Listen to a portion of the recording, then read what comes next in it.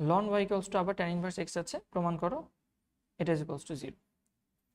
অনেকটা হুবহু আগের মতোই, বাট আমরা এটা আবার করি প্রথম থেকে। সো আমরা এটাকে লন ওয়াইকে আসলে লন এক্স হিসেবে তুলনা করব। লন এক্সের ডিফারেন্সিয়েশন আমরা জানি 1/x, তাহলে এটাকে ডিফারেন্সিয়েট করলে হবে 1/y।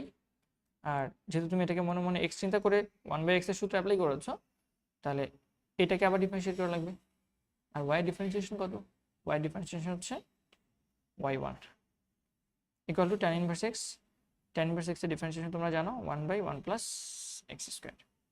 এখন আমরা আর গুণ করে দিতে পারি, আমাদের এটা চলে আসবে এটার সাথে y1, আর এই ওয়াইটা চলে যাবে ওপাশে, তাহলে 1 plus x square y1 equals to y।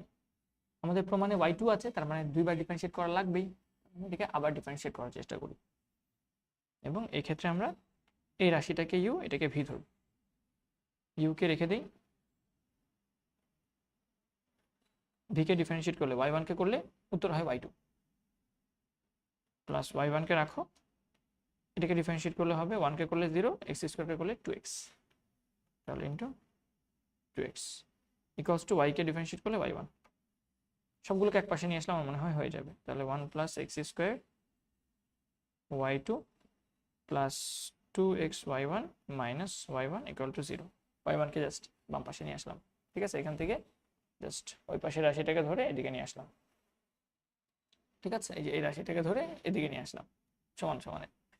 আচ্ছা, তাহলে আমাকে জানাও আমার এই সেটআপটা কেমন লাগতেছে। এটা একটু নিউ সেটআপ ট্রাই করতেছি এবং হোপফুলি জিনিসটা সুন্দর লাগতেছে।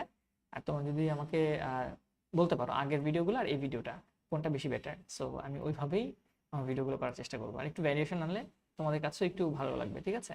সো হোপফুলি সেটআপটা এনজয় করতেছো, আমি পার্সোনালি এনজয় করতেছি খুব।